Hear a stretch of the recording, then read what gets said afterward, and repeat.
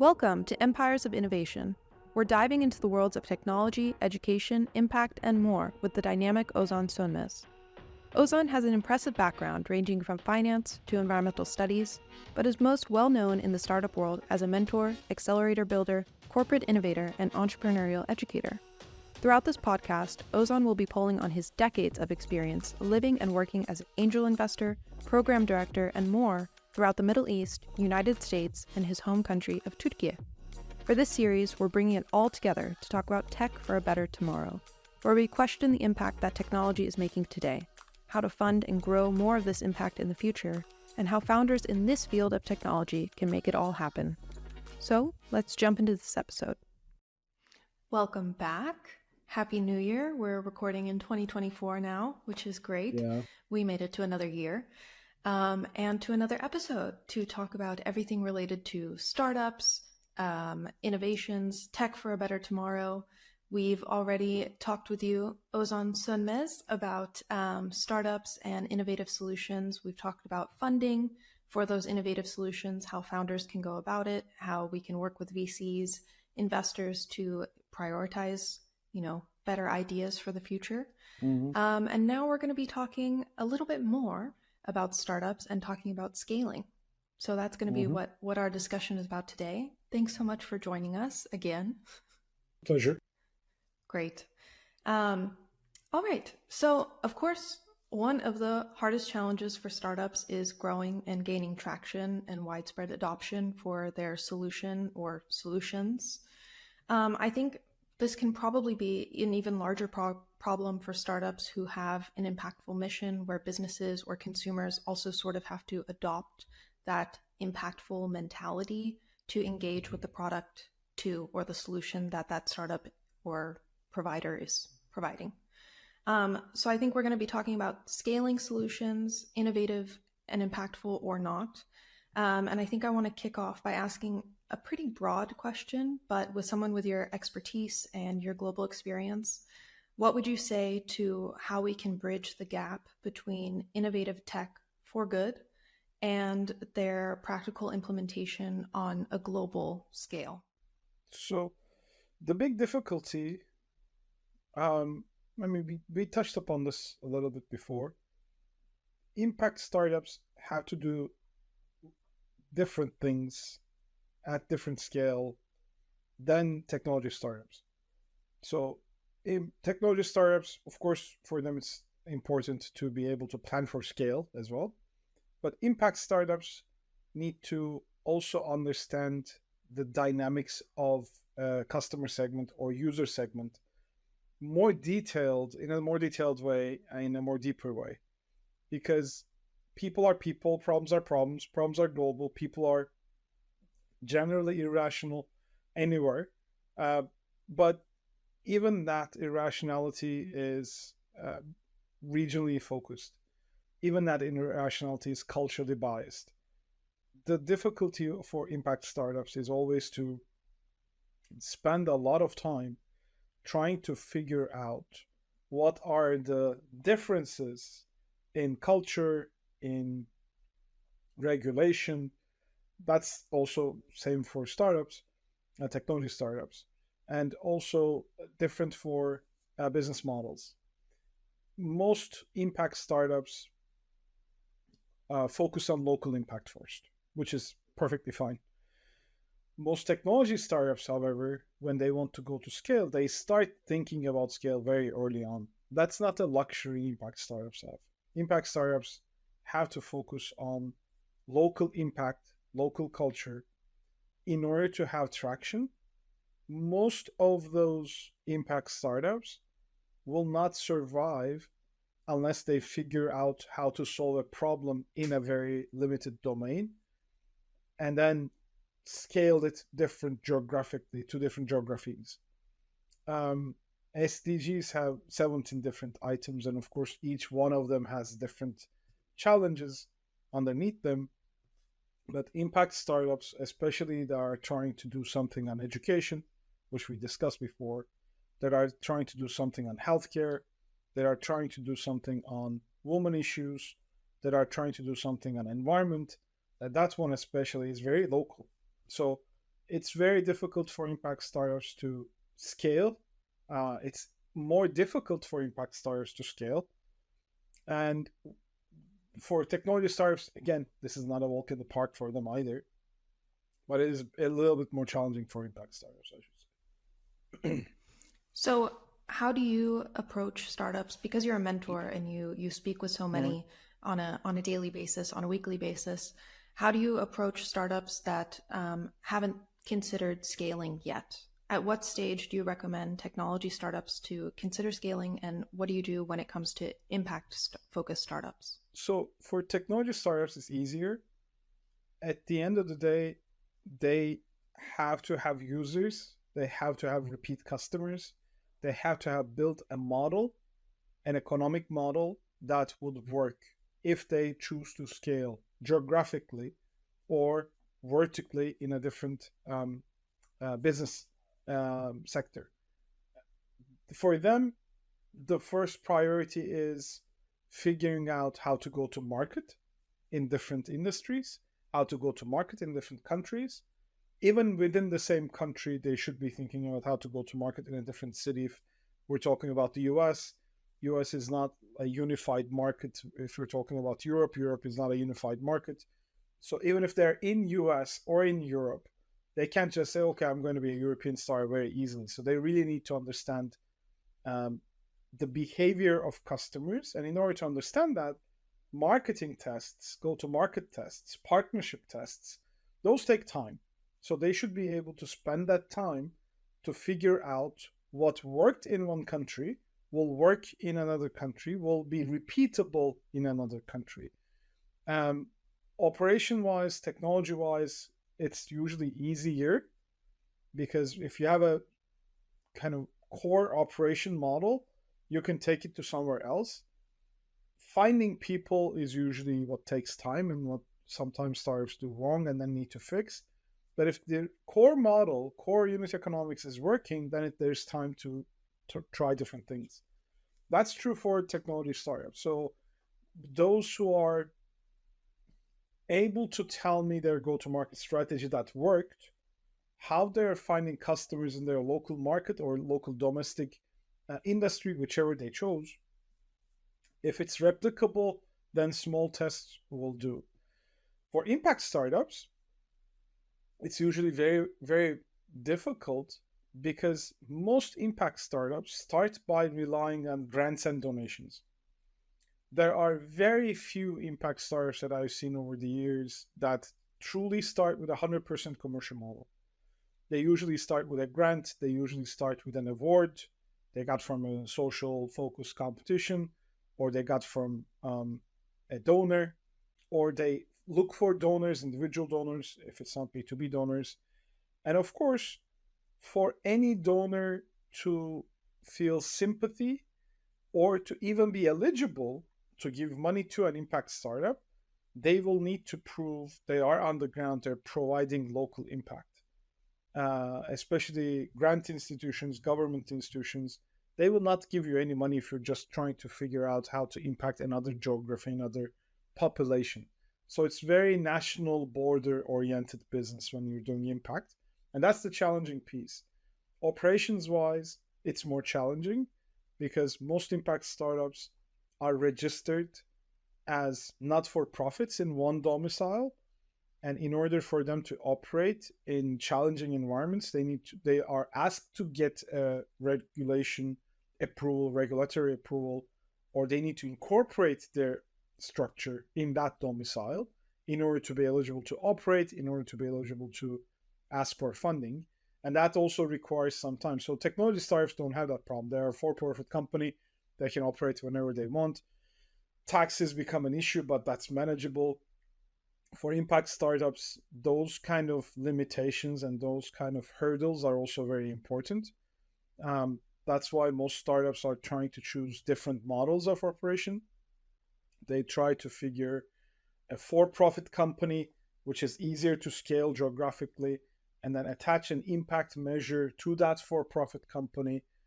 I have seen startups that are zero profit mentality. They're using everything they have to create impact, but they are a profit company on paper. but they have a policy of zero profits. I have seen startups that are having two different entities. One is a not-for-profit entity, the other is a for-profit entity.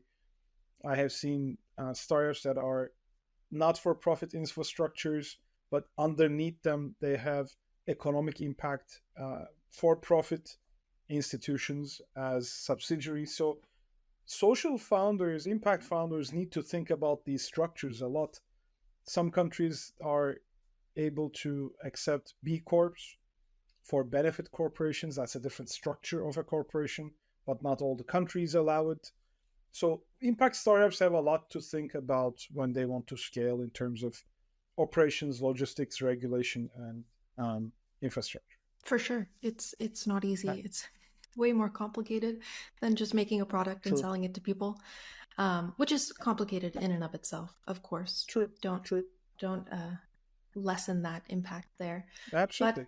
you've kind of touched on sort of partnerships or grants and some of those avenues that startups can pursue. Um, can you comment a little bit more about how startups can leverage partnerships and alliances to really like amplify their impact or address global challenges more effectively? This is a double-edged sword for impact startups because they risk being seen and perceived by greenwashing or SDG washing elements that are used by corporations.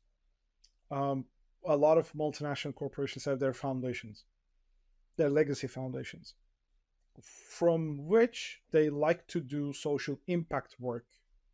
Some of them are 100% honest about it, have Chinese walls between how the corporate operates, how the foundation operates. Some of them have endowments, which are not going to be taken away a year after of their operation. So they're secure for a certain amount of time. And their mission and vision might deviate from the mission and vision of the corporation. And they usually choose to increase their impact by working with NGOs in the field, working with impact startups in the field. So startups have those opportunities to work with large corporation foundations, which is a really good way to increase partnerships, to increase impact, and to increase the focus of their work on a certain niche, certain domain, which is important to set a base. If you're an environmental startup, you can't just go around and try solve every environmental problem. You need to focus on one thing to start with. And whatever domain you're starting with, there's of course always a larger foundation that has an interest in that domain that you might align yourself really well. Or there might be grants, there might be opportunities where it's a little bit more open-ended, but you need to tweak your own business model, you need to tweak your own application process and impact model to fit into that category to be able to get some resources.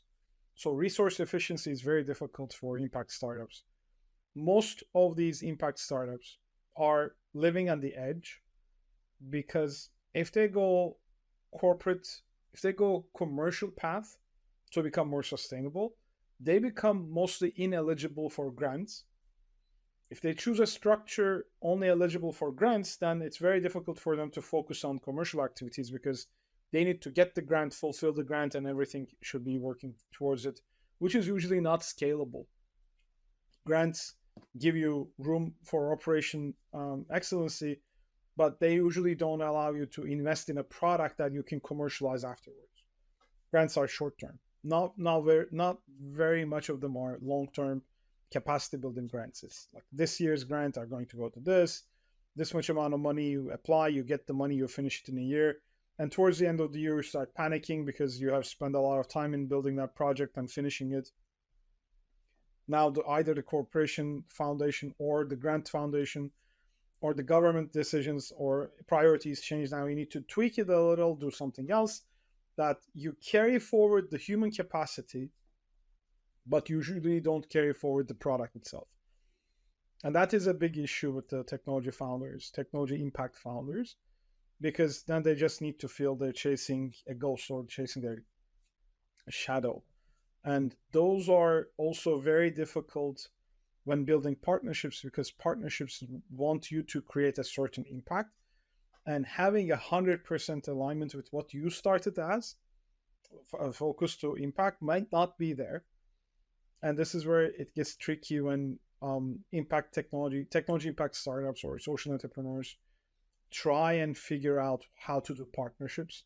They might get consumed by that foundation. They might look like they are the second level to that foundation. They might look like they are fed by that foundation, and they might lose credibility if that foundation is attached to a company where its main business is not doing well for the society or for impact. A recent example was in Turkey. UNDP had to withdraw a program from that's been built in partnership with a foundation because the foundation's main holding company was doing everything possible in their hands to destroy a certain area of Turkey for mining practices. So it was really difficult for that project, even though it's UNDP. It's not like the smallest technology impact foundation ever. They even had to just consider the foundation is the foundation, but it's carried forward, it's managed, it's owned by the same family or same infrastructure, where they're doing something very harmful and on one hand for profit, and then trying to do something completely in a different area. One is an environment, the other is in education. Those decisions are very difficult. You want to create impact on education, but the main holding is doing something harmful, so you don't really want to associate yourself with that structure. And that might be very, if this was not UNDP, a normal NGO, normal technology founder would have even more difficulty figuring that out. So partnerships are really a double-edged sword, but that's usually the safest way to scale your operation, safest way to scale your impact geographically and even topic-wise. But it's very dangerous at the same time.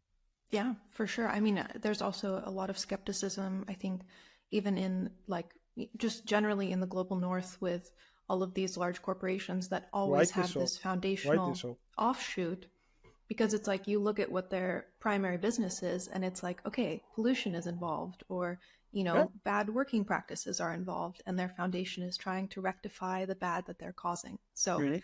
I think that's also really tough. Like, how can startups kind of manage, the feelings that their impact that they're trying to produce is also in True. alignment with the foundation, for sure, True. but not True. necessarily the corporation that they get the money from.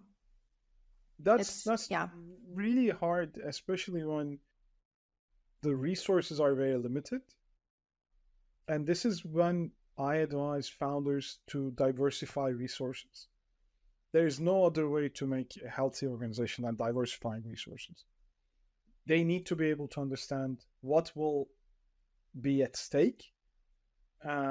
We do it for technology founders as well. Same structures, same problems happen. They try to get a renowned holding company to become their first client. And the holding company does everything in its power, usually, which, I mean, that's a topic we can talk about later. The holding company does everything within their power of procurement, of structures, of legal, to dictate what that partnership will look like. They will dictate what the terms of payment will look like. They will dictate what the legal terms will look like. And founders usually don't have any leverage. So they just want the product, the name, and to be able to scale, they need to prove they can work with a large entity, especially B2B, especially industrial technology startups. And they do that. And then all of a sudden they start seeing they've been thrown other things.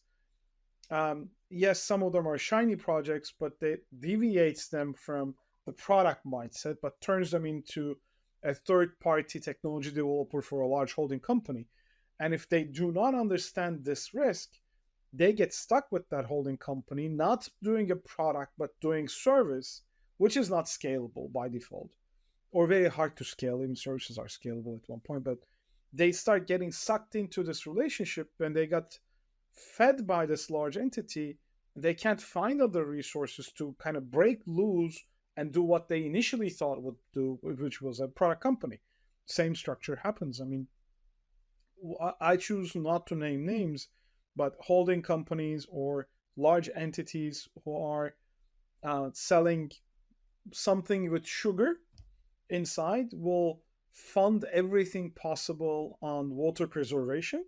And that's a strategic alignment. The foundation is working towards these strategic alliances with lots of NGOs and foundations to be able to make sure their raw material is secure. It's good for everyone. There's no question about that. So it works for everyone. So that's a very clean win-win-win situation in a way. But on the other hand, some corporations are using foundations to create a license to operate.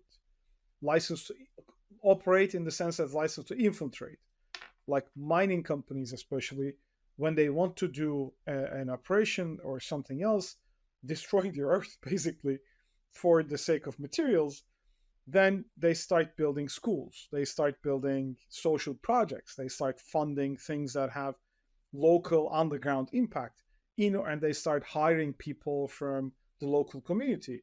And all of a sudden, that's a very proven mechanics and tactics most companies have done. And then they start to create this friction within the local community. Oh, we got this nice school, we got this nice hospital, we have some people working in this. So would you like them to be unemployed if this company goes away or doesn't do this? And all of a sudden, what will be the purpose of this whole practice becomes just justification for the large company. And NGOs, technology founders, impact founders need to be aware of those risks. And the best way to be aware of them is not getting into them at all. Finding resources that do not come with strings attached, finding resources that actually create value, win-win-win value for multiple partners, and sticking to that ground. But of course, like, it's easier said than done. Yeah, and I think that's a good segue to kind of start discussing how you can find those valuable partnerships or collaborations. Is it about, depending on your network, finding a good mentor? How do you recommend, new founders or startups that are looking to scale? How can they go about this kind of daunting process? So for technology founders, the traditional paths of heavy networking, value creation, doing pilots, getting outreach, finding people that are door openers, that are not hired full time for the entrepreneur, but that will be maybe compensated by commissions or compensated by success. Those are more important. And always and always and always using referrals, always and always using people as champions within institutions. It takes time, but the first 5, 10 in the B2B space, first 100 in the B2C space, these people will act like the catalyst to become more scalable.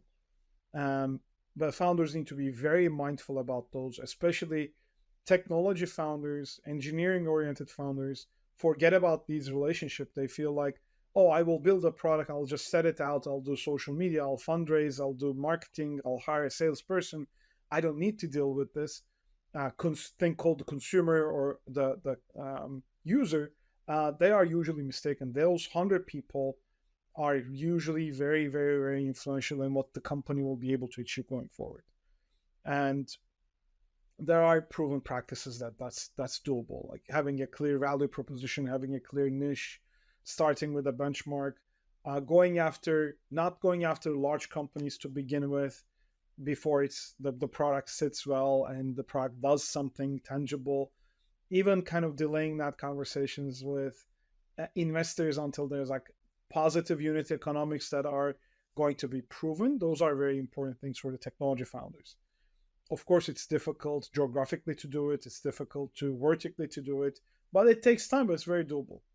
There are hundreds of examples that have successfully done that.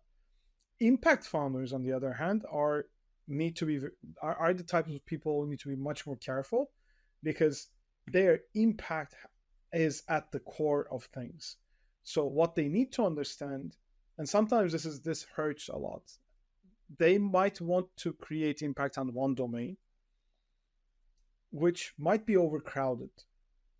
Technology founders face this problem of overcrowded competition, a lot of people trying to do the same thing with the similar technologies. So that's um, financial competitive matrices they need to figure out. But on the other side, impact founders also need to understand where they want to focus their impact on. If they want to focus their impact on environment, they will need to have a much better detailed scan of which elements of environment have been attacked to be solved, which problems are attacked to be solved by the impact technology founders or by NGOs. So all of a sudden, if they don't do this, they will start competing with NGOs that are in the field doing impact for years, more established, more structured, more funded, more operationally resilient. They start going to that direction. That all of a sudden they're not competing with something else, they're competing with their own kin almost for the same impact. So they need to be more careful on where they want to focus their attention. And sometimes it's very difficult for them to twist. Sometimes it's very difficult for them to pivot. For technology founders, it's much easier. They pivot the industry they want to work in. They start working with construction, and all of a sudden they understand manufacturing is the customers they reach out are more keen to start using it from the manufacturing sector, so they can pivot to manufacturing. But for impact startups, that's very difficult. It's much more difficult than technology founders. So they need to do the preliminary work much deeper. They need to take more time, so they don't start competing with people they just want to work with, actually. Because eventually, technology founders work for money. They are competing for budgets. They're competing for revenue. But impact founders are also competing for the impact itself. They're competing for people that are going to be working for the same impact. They're competing for very limited resources, especially if they're grant-seeking enterprises, social enterprises. They're competing for much less resource. And if they choose an area where it's more dominated by larger players, even though that's where their heart is, they will need to pivot. They will need to find other ways. Otherwise, it will be hard for them to survive, let alone scaling. For sure. Yeah, and I think we sort of commented on this when we discussed funding in one of the previous episodes. Mm-hmm. But let's say an impactful startup has had, the opportunity of a lifetime and really does have the opportunity to scale and grow internationally, have impact, globally. How can they make sure that, their core mission of that impact remains intact throughout that scaling process? If they have influences of large corporate foundations, coming into the picture, how can they stay true to that original mission and vision? It's usually founders oriented, the answer to that question. But the founders need to make sure they have an advisory system, people who would hold them accountable, even though not legally, they might not be legal parts of that institution. They need to work with advisors, they need to work with mentors, they need to work with people that they will get advice from, more so than technology founders would. Because when technology founders are scaling, it's usually the same product in a different setting, in a different geography, maybe in a different regulatory environment, but the product side doesn't change too much. The vision doesn't change too much. The sector doesn't change too much at the first instances.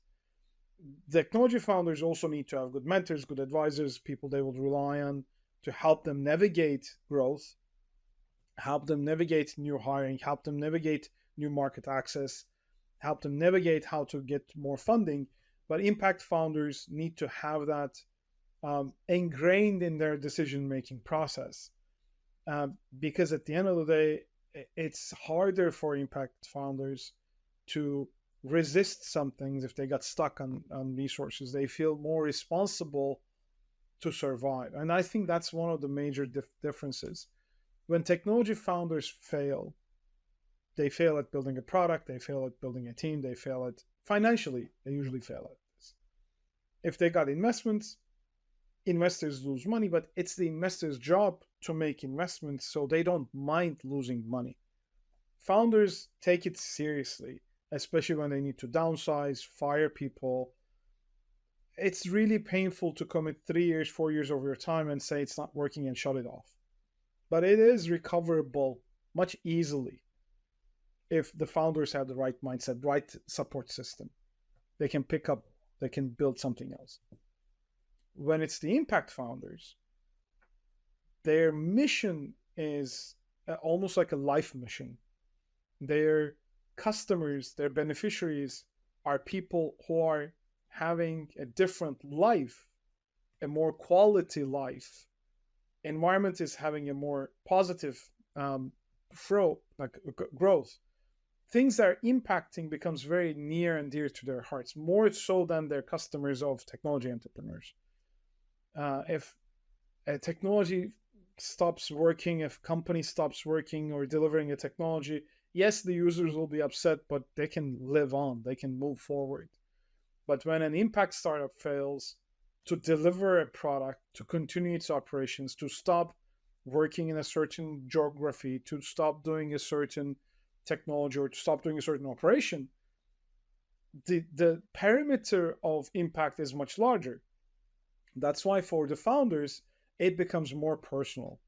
For the group that's in that, it becomes more personal. It becomes more difficult to just stop doing whatever they're doing. So they usually give everything they can, their health, their financial means, just to keep it going. Although it's sometimes very obvious for external people like me that it's not working, it's not going to grow, or it's not going to work, they're not going to get funding.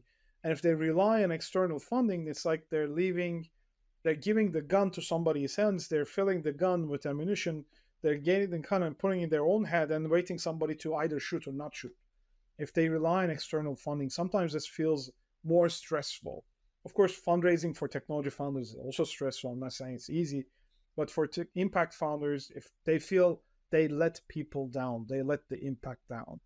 And that's why they need to be more careful in surrounding themselves with advisors, mentors, people they will trust when they need to go and make hard decisions on scaling, on working with different partners. They need to have that kind of second and third check embedded in the process of decision making. Yeah. I mean, I think if anybody's dedicated to making a change, you also have that emotional, attachment True. and involvement. True. And probably for a lot of people, it's a problem, for a lot of founders rather, it's a problem that they face themselves, that they want to see rectified. I think that's a really honorable path to take, but it's not easy when you can't make it happen. And I think, with how the world functions today, how the global economy is, this is not always, the easiest thing to do. And it's not always going to happen. Absolutely. For sure. True. Yeah. So I think I have a general question for you. There's sort of a debate going on about like scaling impact, if it's primarily like a numbers game with, the amount of people that you're actually impacting and giving a benefit towards, or if it's like a qualitative transformation. So where do you really stand on the balance between reaching a wide audience with this impact and this solution versus creating deep and meaningful change, maybe in a smaller, area or group? So for technology founders, we tend to focus on a few numbers depending on the business model, of course. One of them is like monthly recurring revenue or annual recurring revenue. So putting numbers towards growing impact is very easy for technology founders. Usually easier. Nothing's easy, but easier. Because then they can say, okay, last year our annual run rate or annual recurring revenue was 1 million. Now it's 1.5. Next year we're planning to become 2. It's okay. There's an expectation of hopefully exponential growth with technology startups that have a time element in their growth. Time element is very important also for the impact startups because their impact is usually not quantifiable as easy as an annual recurring revenue is quantifiable. We discussed this in one of the previous episodes on like output, input, output, outcome, impact. So that correlation. Some are very easy. You can measure it as easily as MRR. Like how many people have we trained? How much, let's say it's a food related or waste food related startups, how much waste food we eliminated, how much we prevented. So there's prevention, elimination, and creation. So there are different elements. So you can be solving a problem of not being it deployed, or like solving a problem in a different way. So those are easy, but the impact, quantitative impact, is very, very difficult to measure within a short amount of time. These things take time of its own, especially when you're dealing with humans. Most easy examples like kind of education.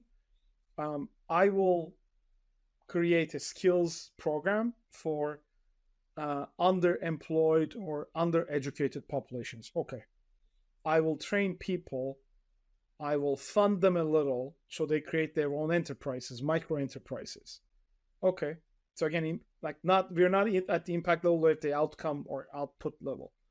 And those people who get the training and create their own micro enterprises will become more, their life quality will increase. Okay.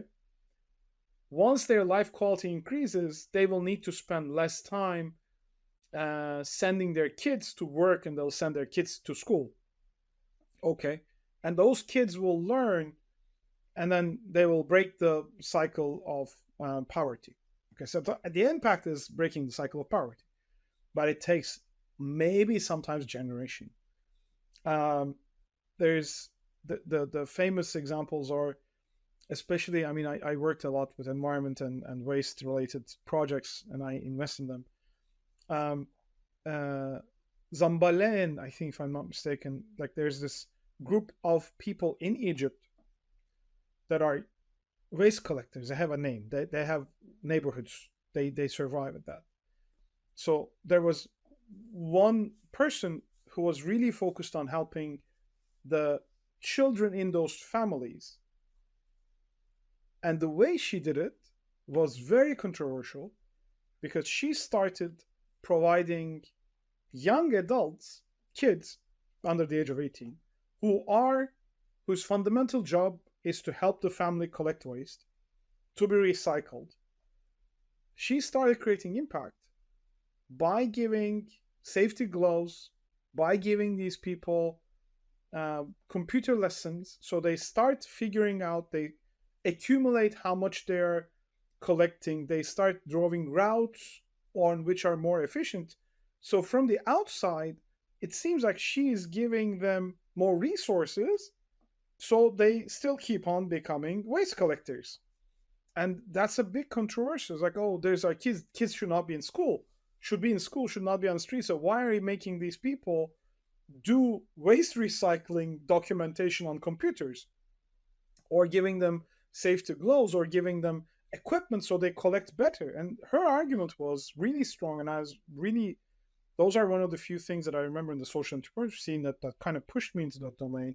It's like, these children will need to eat, will need to have a roof over their head. They cannot break the cycle themselves. They cannot break the cycle. They have to do what their parents did. They can have better health doing it. They can have better negotiation power doing it. They can earn more money doing it, because the companies who are working with these recyclers are making a lot of money, intermediaries and everybody else. So her argument was, if I make them suffer less while doing their work, it's their work now, it's their career. If I help them do something better in their career, which makes sense because we do this for all young people.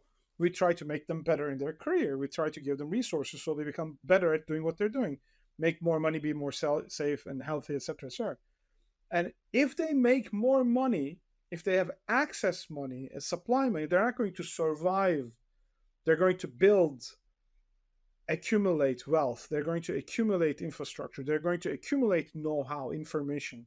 And then and only then, maybe their children will not be Zabalin. Their children will not be waste collectors. So that's a generational impact. And it's very difficult for technology entrepreneurs. It's easy for technology entrepreneurs to figure this out, but it's very difficult for impact entrepreneurs to figure this out. Human impact takes time. Environmental impact takes even longer time because of the cycles of rebirth and growth and change takes more time.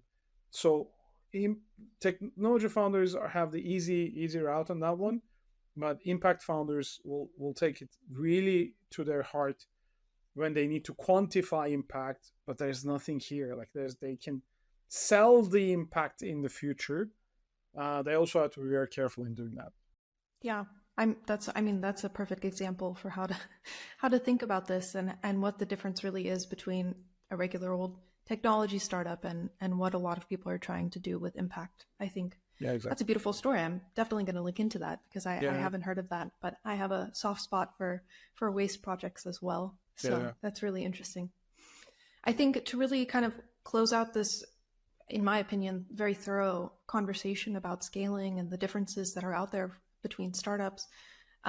You're an angel investor yourself, and you've had the opportunity to proudly fund startups, some that stayed local and some that had the opportunity to yeah. scale and grow global. And I think, of course, founders should be proud of both, right? To have any sort of impact, to make any money 100%. off a product that's incredible in and of itself. But for startups that are really looking to grow their impact, to grow global, what would you say is like the key point of advice that you would want to leave them with after this conversation? I think if I need to choose one, that's definitely building a global network. Whatever impact area they might become very myopic, looking into the same problem in the same locality, in the same structure, years and years and years and years. So they might become very myopic and very disconnected from the rest of the world, where they might have moved differently, build different solutions that work in their domain. So it's difficult for technology founders to live with this of being, let's call, not stealing, but being inspired from other technologies out there in other domains, other countries, other geographies. So they don't like to kind of say they got this inspiration. They have seen this somewhere else. They wanted to replicate it. Now they're moving away. They saw something else being done somewhere else. They're bringing it here, or they're taking this and then getting inspired from other things and they're applying for something else. Technology founders tend to become a little bit more proud and saying, "Oh, we built this on our own," and then it's hard to argue about that. But impact founders, on the other hand, have this opportunity. Like there's at least one advantage impact founders have, which is everyone trying to solve that problem in every other geography, every other niche, every other locality will be very happy when their models are replicated because their heart is on the impact. Their heart is not on, okay, I want to be the first to do it. I'll get the most rewards about it. I'm going to get the most financial applications on this. So they're not incentivized with the financial results. Impact founders are motivated with the impact results. So it's easier for them to build a global network of solution makers or change makers. Like Ashoka has this wonderful community, and there are many others that are bringing international social change makers together to share best practices and to create these networks. They need to strive to get into those networks. They need to start talking to those people, working in the same domain, in similar domains, and start asking questions regularly. Even when they don't need to find an answer to a problem, they need to have these conversations, contributions regularly, which will feed them their thinking, their inspiration, sometimes their motivation, sometimes their solve their own depression. That becomes a really big issue as we discussed. This becomes very near and dear to their hearts.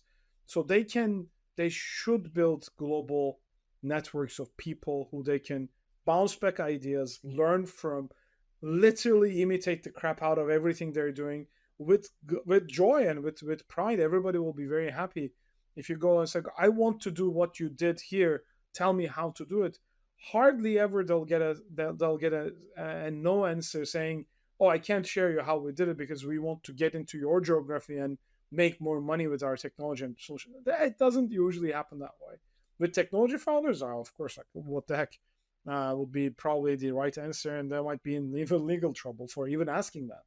But it doesn't work the same way for technology founders and impact founders. So impact founders must get out of their shelf more frequently, must build a global network more quickly. Even before they start building anything, they need to surround themselves. And now these days, it's much easier than it was before. Online tools is much easier. Education is more accessible. Networks are more easier to build and kind of get into. It's harder to get deeper with connections, of course. Nothing kind of beats breaking bread or sharing a warm or cold drink with people that are like-minded. But at the other hand, it's much easier to find a similar wavelength of thinking length with people. So I think that will be my number one choice. Yeah, I think that's a great way to end it. And I think it's a good reminder for people who are so focused into what they're trying to solve. It's always good to have people to bounce it off of, to talk about it with. It's the same as making friends and just having a good conversation. Yeah, so exactly. Yeah, I agree. I think that's perfect. Thank you so much for your time. I think this was a great conversation about scaling and startups and impact. I really appreciate it. And I think it's a lot of good food for thought for people. Yeah, hope it helps. Thanks so much. Okay, take care. Bye. We hope today's conversation with Ozan Sonmez has enlightened and inspired you to think about how technology can shape a better tomorrow. Don't forget to subscribe for more insightful discussions, and join us next time as we continue to explore the transformative power of tech. For more information about Ozan's work, go to www.mrozonsonmez.com. This is Empires of Innovation, signing off.